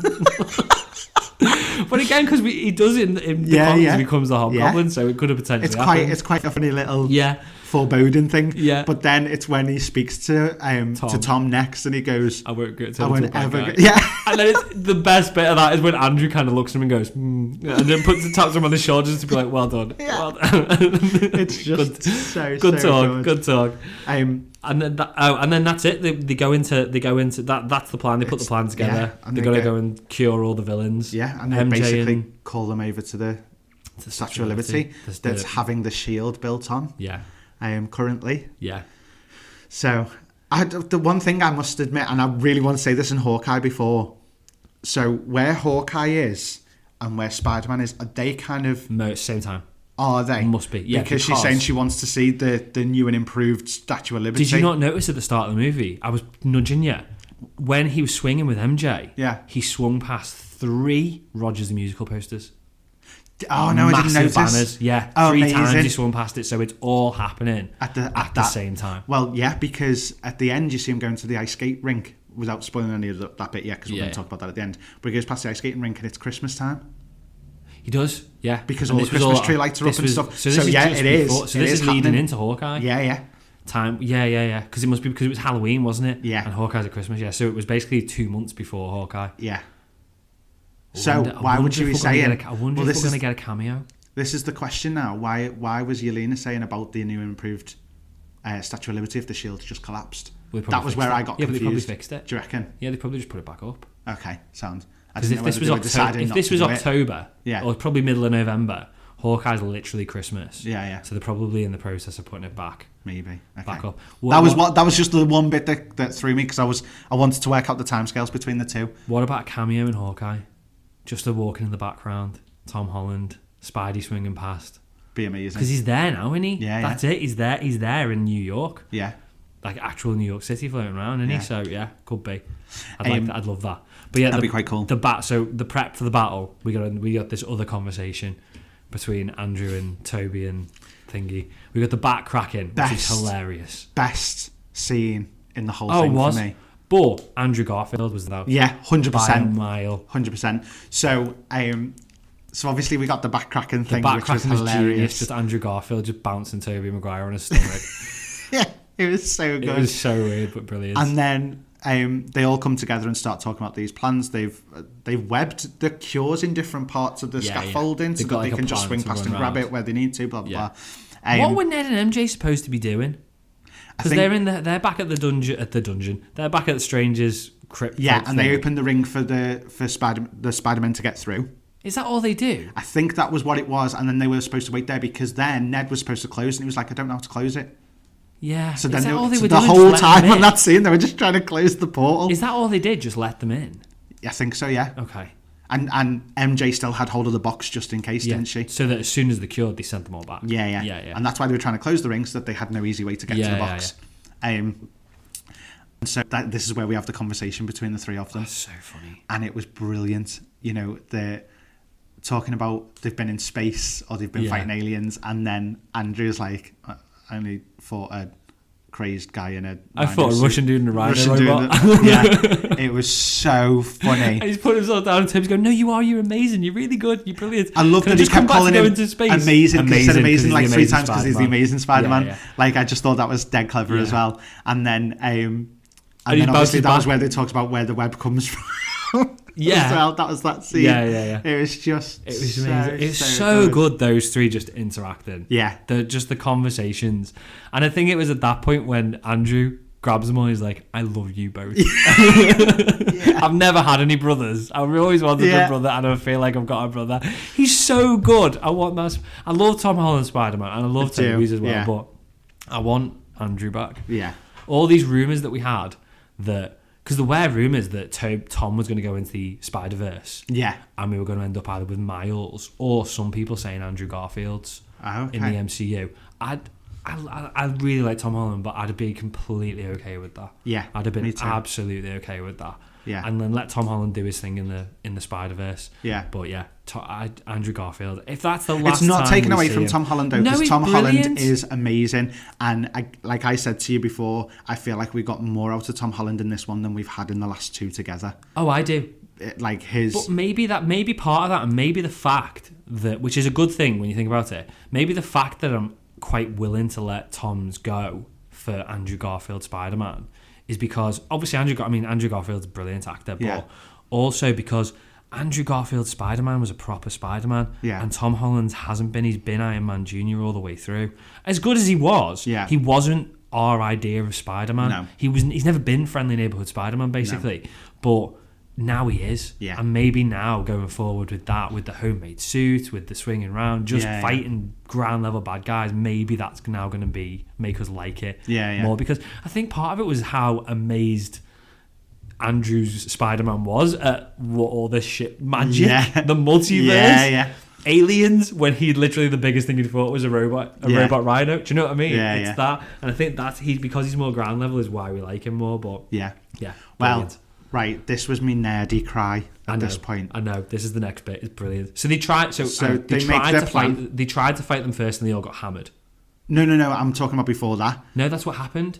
They tried, so they all went off on like their own. Oh, sorry, they did. And they all got beaten and they regrouped. And I think that's when we got the "I love you." Yeah, because they said we've always worked alone. He said, "Well, I haven't. I've got Ned. I've got MJ. I worked with the Avengers." I'm not being a big head, but I was in the Avengers. And they're like, "What's the Avengers?" And it's like, "Are you messing?" It wasn't even what's the Avengers. It was like that's amazing. You know, what's the Avengers? Yeah, Iron Man. You've not. And they're like, "No, idea. No, do you know what you're talking about?" How upset did Tom Holland look? He's like, doesn't matter right now. Anyway, let's move on. We need to work as a team. And he was like, Peter 1, you go left. Peter 2, you go right. Which one's Peter 1? Which one's Peter 2? Yeah, I thought I was Peter 3. It was so funny. And Andrew was completely okay with being Peter 3. Yeah. Completely. He was like, I'm alright with number 3. Yeah, I'll be fine. number 3. I'm okay with that. And then they all swung out. And then they regrouped and they did all of their own Spidey poses as they landed on the crown. But it was a swing impact. It was when they all ran and you saw them from behind and they all jumped off at the same time. You got Andrews like woohoo as he dropped by, and then they all swung. I got chill. You had a nerdy cry. I had chills watching it. Yeah. And I watched it on YouTube the next morning because the whole freaking film's on YouTube pretty much. Yeah. And I chills again watching it in a really shit quality on my phone. It was so just good. Perfect. And it was just so as you saw them all come past the moon and then land, I just welled up straight off, and it was like I just thought it was a beautiful moment. And I just absolutely loved it. And then we get into the fight, which was just I don't think we can break down the whole fight because it was you can't. I mean, it was just fight. It was a fight, wasn't it? Everybody however, fighting. MJ's fall. So there were big parts of it. MJ's fall, massive. Everybody guessed right. Well done, everybody. Tom Holland missed. And Andrew said, "I've got it," and he dives down. Does he say, "I've got it" as he jumps? It's something like that. He goes, "I've got it. I'm going," kind of thing. So he then shoots down. He grabs that. They land perfectly. And then he starts to cry. And I cried again. I know. Honestly, I was a mess. I was a mess in this whole film. I've just got chills saying it again. That got me more than May. Yeah. Seriously. 100%. Big as May was. Because that's just completed his story. Exactly. He's got someone. closure. Yeah. He's finally saved it. And it just... Because he goes, "Are you all right?" And then he starts to cry and she goes, "Are you all right?" And it was just amazing. It was so good. So good. And then the other big, so there was Otto and Toby. So Otto rolls up and you think he's gone bad again because he sort of convinces Max that he has. And then he ends up being good Otto, which is good because he was. Yeah. And that was. I like that. It's his closure as well because he turned good. He's probably the only Spider-Man villain who has turned good apart from Harry. Yeah. But he turned good at the end and sacrificed himself. Yeah. And he's now got to turn good without dying, basically.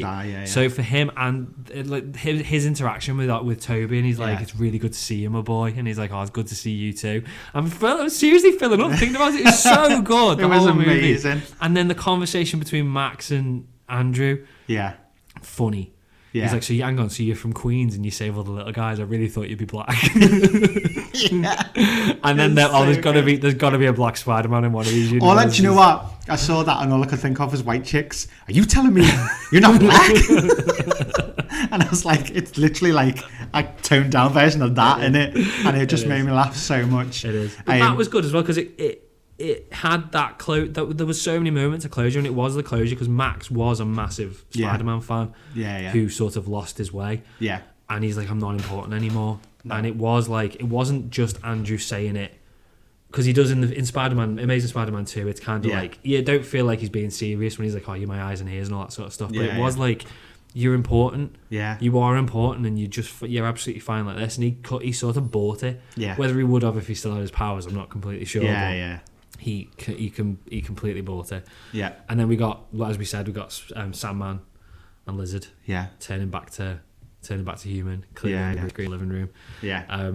And then... After that, MJ got saved. Oh, we've got to talk about Ned. Oh, Strange was back. That's when Strange. Oh yeah, back. Strange comes back. Yeah. Otto and Toby are talking, and that's when Strange comes back through, and he's about to just shut it all down. And Ned's like, "Whoa, hang on, he's doing it." And that's when he sees Lizard turning back into Reese Ifans, isn't he? And he's like, "Oh shit, actually, he's done this. He's figured this out. I'll let him finish." Yeah. And then. That's when Norman appears, and he basically just blows. Oh, because Ned falls as well, doesn't he? But the cape Ned saves falls him, and the cape gets Ned. Yeah. Wait, is it earlier on that we see the cape grab the cape flying with Peter? Yeah, yeah. That's during the Strange and Spider-Man fight. So the cape saves Ned, and I like when he comes down, he's like, "Thank you, Mr. Cape, sir."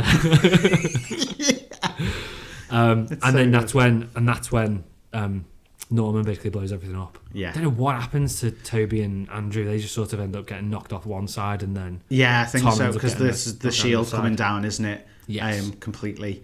And then Doctor Strange kind of goes to press the box because he thinks there's no way we're getting past this Green Goblin. Yeah. But then as he lifts the box up, they can see that one of the pumpkin bombs is in it. Forgot that, in that. Yeah. So then that explodes and obviously it rips the multiverse open. It looks amazing. So good, the CGI at this point, the way they've done all of that, and you're seeing the outlines of all the different villains basically throughout Spider-Man and stuff like that are starting to kind of try and make their way through the rips in time and dimensions and verses and whatever it's coming through. So the only one we knew we saw was the Rhino. Yeah, the massive Rhino. There was one that we were guessing looked a little bit like Ronan or Kang or something like that. Had a staff. Yeah, yeah. One with a staff. It looked like there was one. It looked like there was a scorpion there. If anyone picked anything out, let us know. Craven. People are saying there was a Craven the Hunter. Oh, what's that? Yeah, okay. People saying there was a Craven the Hunter.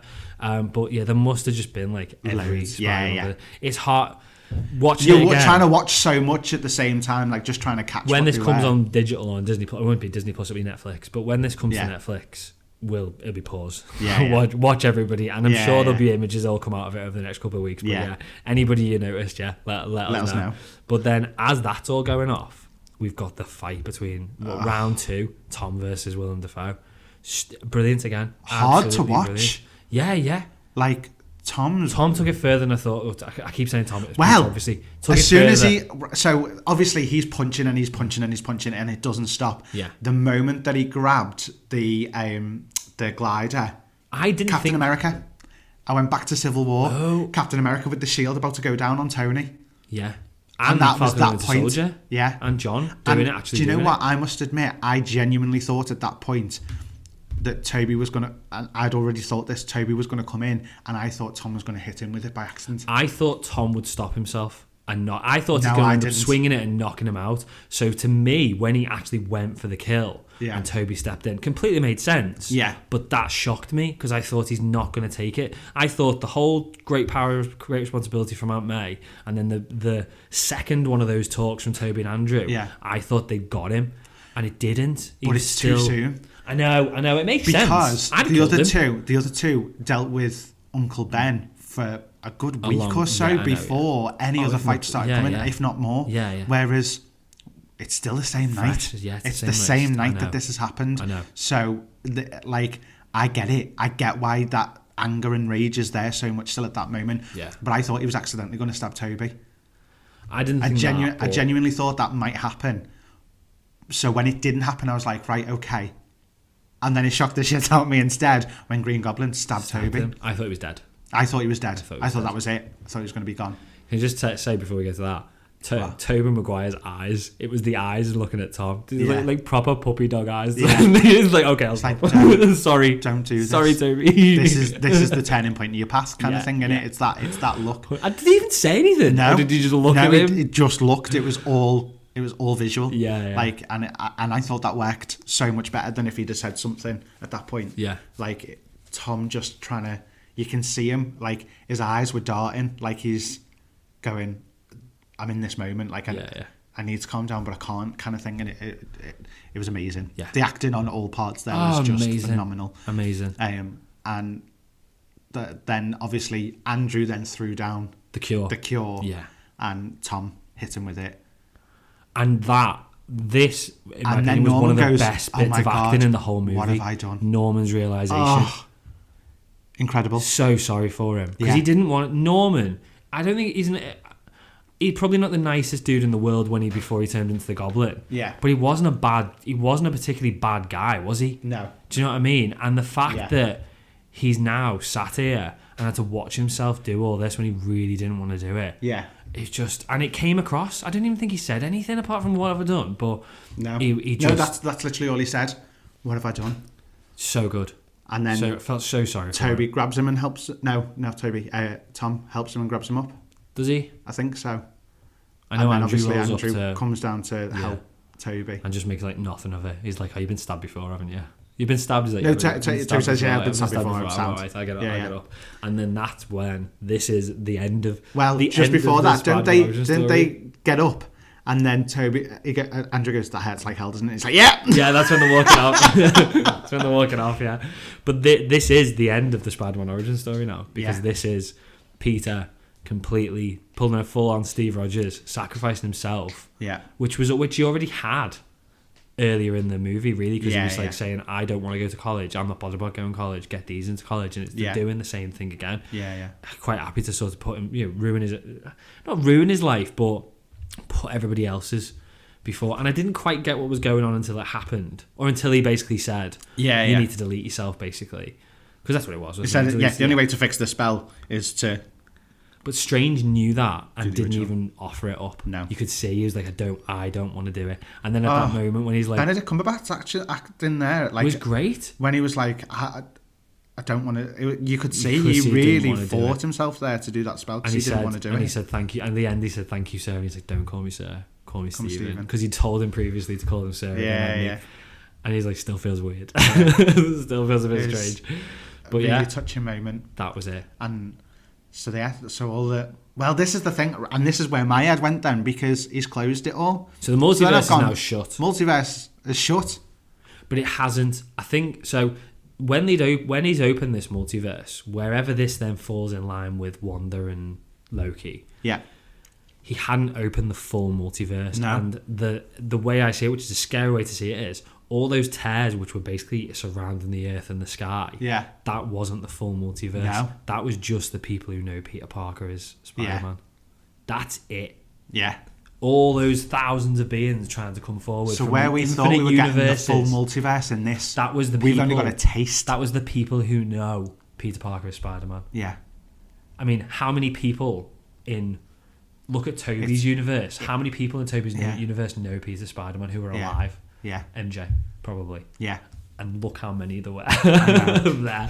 So the full multiverse from everybody is going to be huge. Yeah. And I think that's what I sort of get from Wong, and that when you hear him talking in the Multiverse of Madness trailer at the end. Yeah. But this is where I said I was thrown, because I thought that this was it. This was our multiverse. Yeah, I did.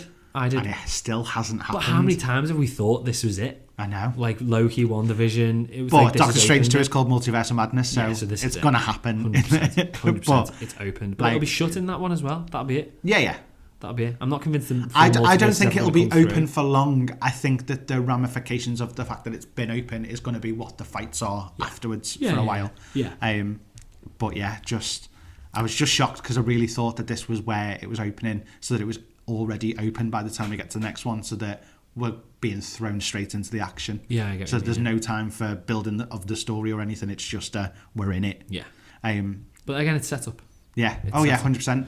So then at this point, we then get there's little glimpse. There's 2 scenes then, aren't there, basically? Yeah. So hang on. So we get Spider-Man back to basics, don't we? Yeah, but before that, we get Peter saying bye to MJ and Ned. Oh God, yeah. Which was heartbreaking. Yeah. The fact that he didn't say anything. Quite right, but that was, again, tough to watch. Yeah. The last 3 scenes were just so emotional. Promise me you'll come and find me. MJ. Oh no! Well, I wasn't even thinking about that. I was thinking when he actually goes and finds her. But yeah, promise she'll come find me. I can't cope when somebody knows they're about to forget something, and I know. I really like, how is he going to convince her? Yeah. And he was prepped for it, but it was only then seeing. He was already starting to convince her when he said about her disappointment thing.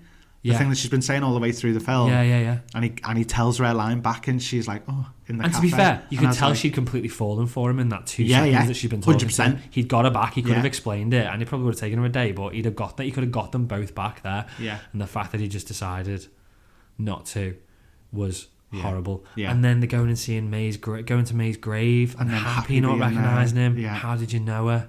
Through Spider-Man. But then. And then he said, "Me too." Well, why would she know Spider-Man if it wasn't Peter? Does that make sense? Just because he was helping out with Feast. Maybe, yeah. Yeah, potentially, yeah. But Happy must remember knowing Spider-Man, just not knowing who he is. Yeah. He just not knowing. Well, that's because he said he knew Aunt May through Spider-Man. So do you think? Oh yeah, you said, didn't you? Yeah. Do you think Strange will remember? I've always been under the assumption that anybody creating the spell would remember. However, Doctor Strange said, "Even me, I won't remember you." Is that what he said? Yeah. Okay, I missed that. So that one threw me a little bit because I thought the idea was that anybody that did the spell, the person that creates the spell, always remembers. Because he remembered, he remembered the party that Wong didn't remember. Exactly. So, but it must have just been having to be such a thorough spell. Yeah. That to shut the multiverse because of the size of it. Yeah. Do you think it spread to every universe? I don't know. Because, think about it.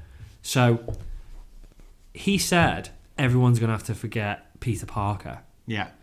And the only reason that all these beings were coming from these other universes was because they knew Peter Parker was Spidey. Oh, yes, so they'd all have to forget. So does that mean everyone's going to forget who Toby and Andrew are? Yeah.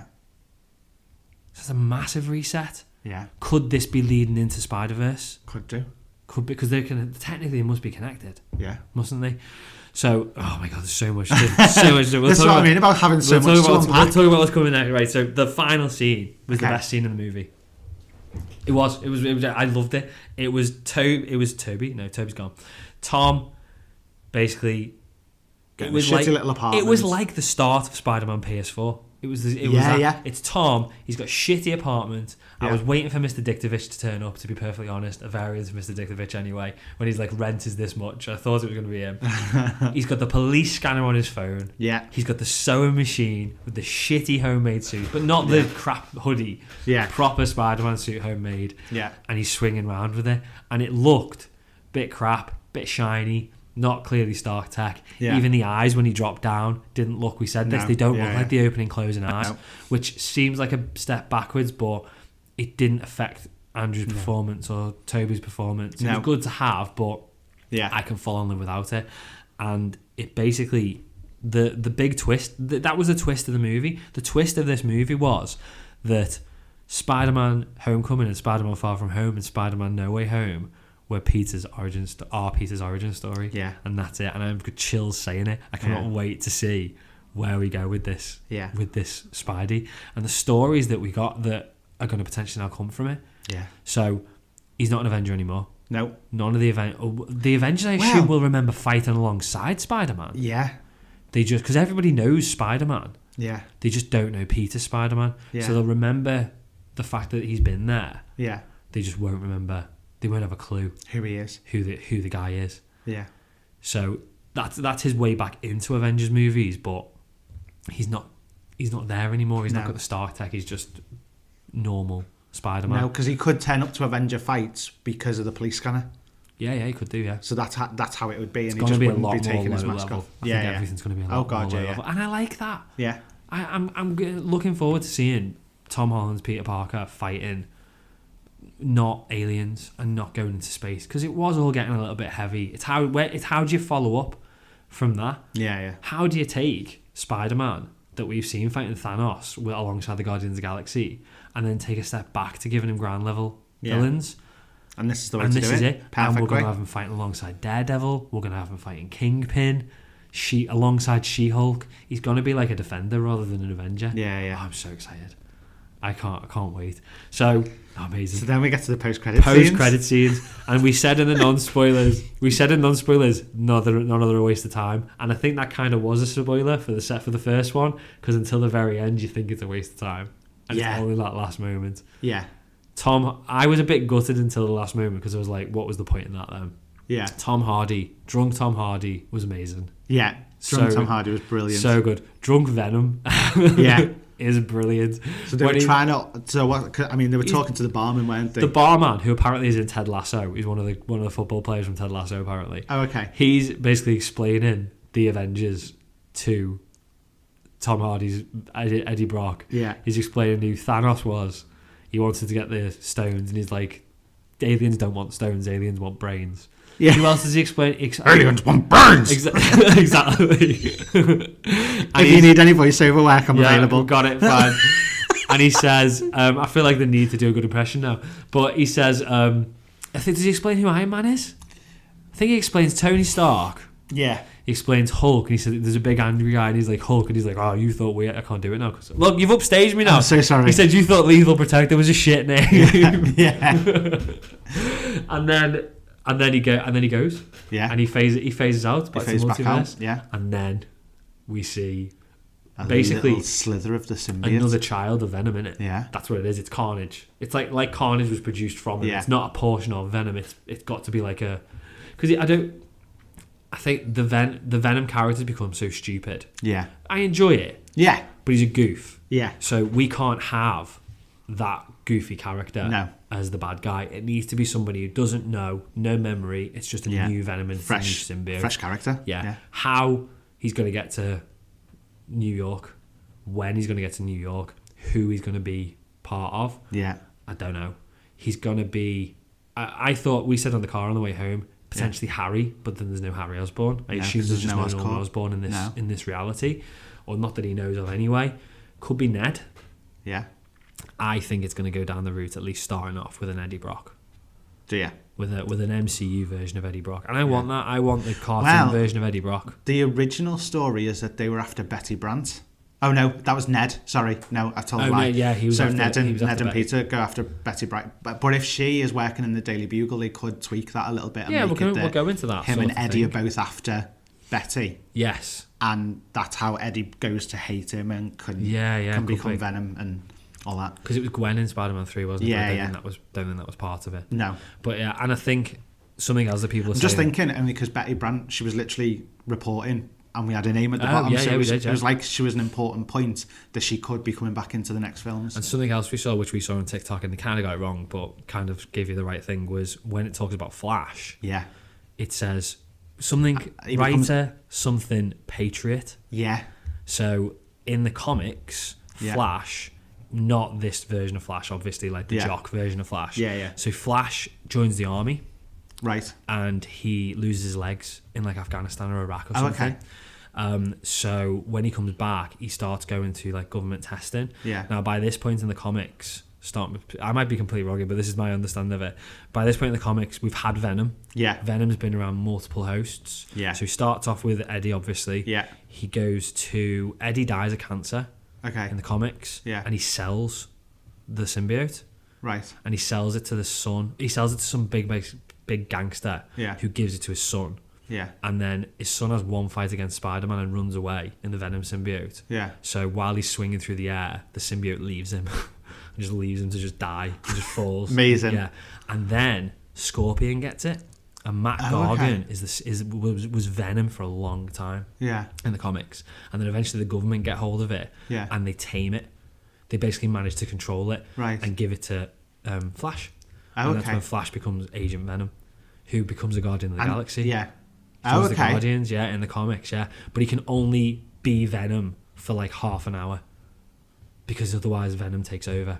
Right. So he can only hold him down for a certain amount of time. Maybe not be half an hour, might be like a day or something. But he can only hold him down for a certain amount of time. He's got time restraints. But it's all based around Flash being in the army. And the fact that, I've gone on a tangent clearly, but the fact that they're saying Patriot, I don't think we'll go down that route of it. No. It doesn't strike me as the sort of kid who's going to go and join the army when he's in MIT. Yeah. But, it could be. I don't think he'll be the first host of Venom. No. But I think that could be where we end up going Yeah. with this whole Spider-Man movie side of things. Yeah. But that's that is one of the most exciting things for me. Oh God, yeah. Just seeing that one little scene, a little moment, it just opens it all up again, doesn't it? And it's like I said in the car on the way back. I want it to be not exactly the same, but I want it to be the Venom that we've seen in the cartoon that we used to watch in the 90s. I want that type of Venom story. I want black suit Spider-Man. Yeah. I don't want some weird Spider-Man suit that's black. I want black suit, white, completely black with the white spider in the middle. That's what I want, and that's where I think we're going to go with it. Yeah.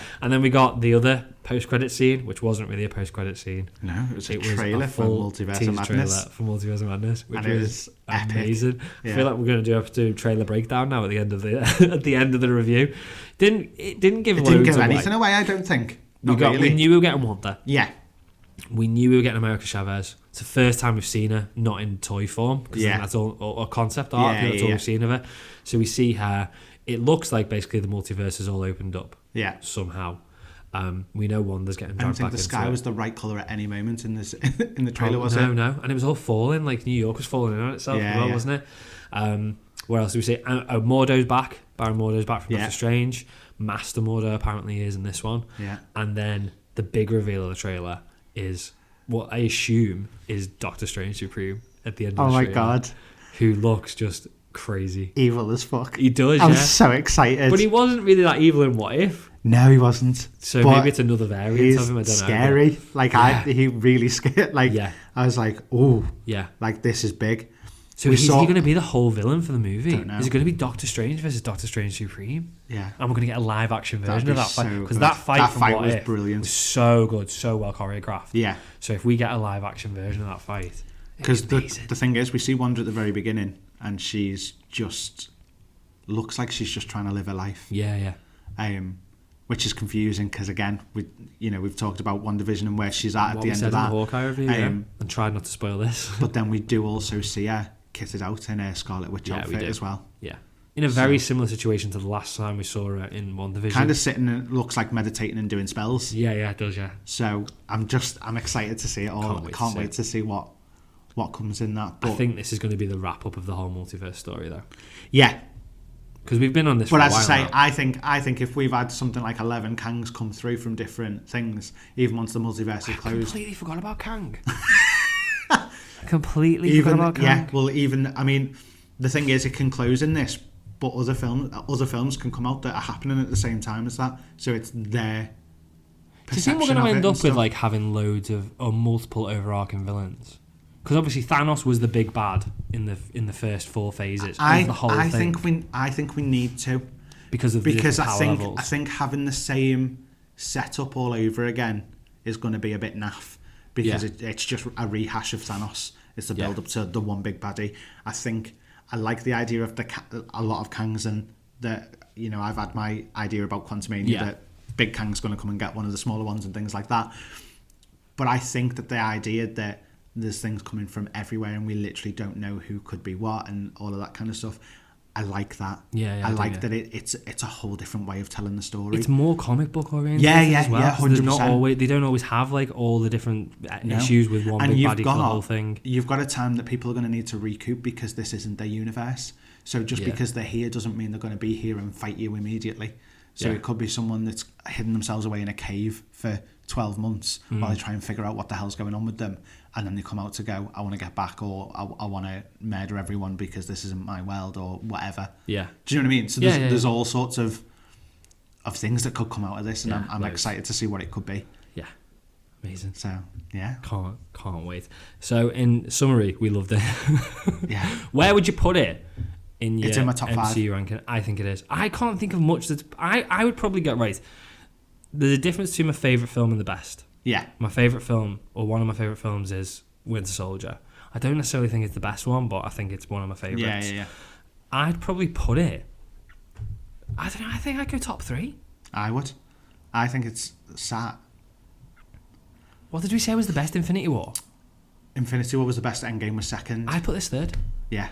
100%. And maybe it's because it's fresh, but at the moment I'd put this third. Yeah, no, I would. It was amazing, and a lot of it was nostalgia. It was a lot of nostalgia. It wouldn't have been, I don't think it had been in my top 5 if Toby and Andrew hadn't been in it. No. As good as it was, yeah. that's what tipped it over the edge. But even then, to be put in a standalone Spider-Man film, any standalone film in your top 5, it's got to be phenomenal to get there. Yeah. But the fact that it had the nostalgia, that's what pushed it. That's what pushed it over the edge, and it's definitely up there with it. It's definitely up there with Endgame. Probably just not quite as big an event as Endgame. Yeah, but marginally. Yeah, marginally. But yeah, loved it. We've got a few Podfans Assemble messages. Not loads because it's only literally come out in the States today. Yeah. It's probably been out in the US for 2.5 hours at the point where we're recording this. Oh my God. So, so it's very fresh. Which means that they'll be in the last 10 minutes of it now. Yeah. Crazy. Yeah, amazing. So you don't even know. You don't even know yet. You don't know this is how you... We're telling you from the future. Exactly, yeah. Right, Podfans Assemble then. Yeah.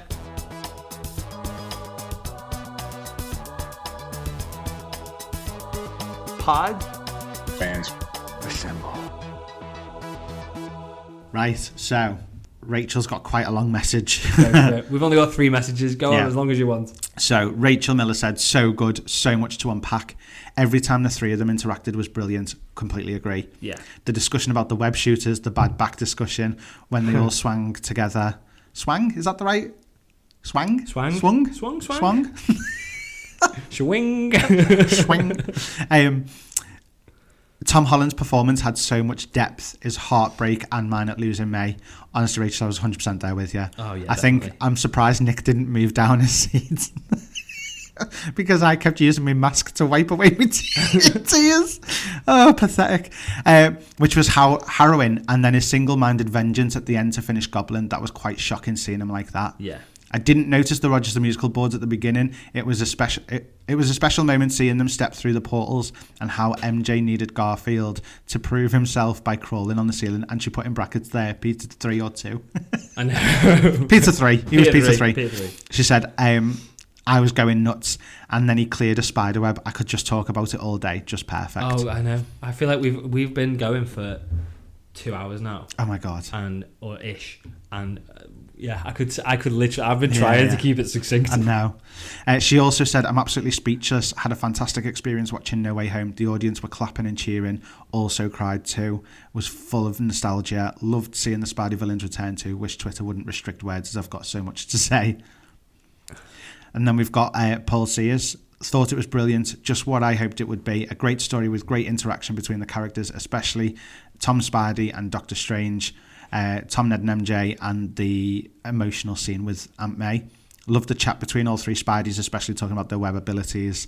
I was so engrossed in the film that I forgot that Andrew and Toby hadn't even appeared yet, but when they did, the film went up to a new level and the audience went nuts, and it took me straight back to Endgame. 100%. Liked how it ended with Peter starting a new chapter, and as he is signed for a further 3 films, I'm really excited to see where this takes him. Could talk about this film for hours, and I'm looking forward to multiple views of it. Amazing. Exactly.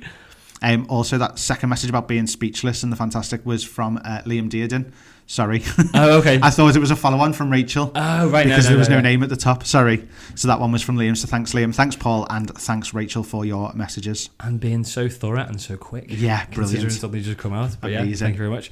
Should we wrap up? Yeah. Right, so thanks for checking out the show. Don't forget to check out our Hawkeye episode. If you've not listened to Hawkeye already, go back and listen to that one now. Yeah. Thanks for checking out 2 episodes in a week. That's fantastic. Thank you very much. Next week, we will be back to our normal 1 episode a week. You're not getting this very often because I'm knackered. And it's going to be Hawkeye finale. Yes. Yeah, Hawkeye finale next week. Amazing. Make sure you subscribe to the show wherever you get your podcast, and don't forget to subscribe to the YouTube channel to see the latest videos and live streams as and when they happen. You can find all the episodes at thatsuperherothing.com, along with links to all our socials, and sign up for the newsletter as well. You can also sign up for the newsletter on our Twitter profile as well now. It's a slightly different newsletter, but you can still get it from there. If you've enjoyed the show, please leave us a rating and review on Apple Podcasts, Podchaser, or Spotify podcasts. Yeah. You can now leave us a review, so that'd be great if you wouldn't mind doing that. It does, honestly, it really helps us get noticed. So the more reviews we get, the more we go up in the search, the search pages, and more people will get to listen to the show. Finally, patron shout-outs. Thanks to Geeky8, Kenneth, Keeper of the Sacred Flame, Stephanie, Richard, and Jessica for supporting the show. If you want to join those guys, you can go to thatsuperherothing.com/Patreon or patreon.com/thatsuperherothing. Whichever one you want to go. We like to give you choices. Few new bits and pieces for Patreon coming this month. So we've got, for our God tier patrons, we've got the Spawn 2. No, just Spawn 1. Just Spawn. Spawn 1. I don't think there is a Spawn 2. We've got the Spawn watch party on the 22nd. Yeah. So Tuesday 22nd. Tuesday 21st. Tuesday 21st. God, it's a good job, Auntie's here. Tuesday 21st. It says there in my notes, 21st of December.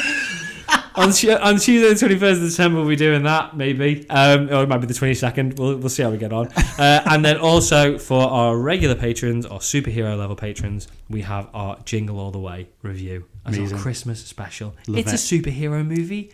Kinda. Turbo Man. There's one in it. There's one in it, so it kind of is, yeah. Well, we're doing it anyway, that's it. It's fun. It's not a very good movie, but it is. It's brilliant at the same time. Other than that, though, thank you again for listening to 2 episodes of the podcast this week. Cheers, guys. We'll speak to you next week. Thanks. See you later. Bye-bye. Bye.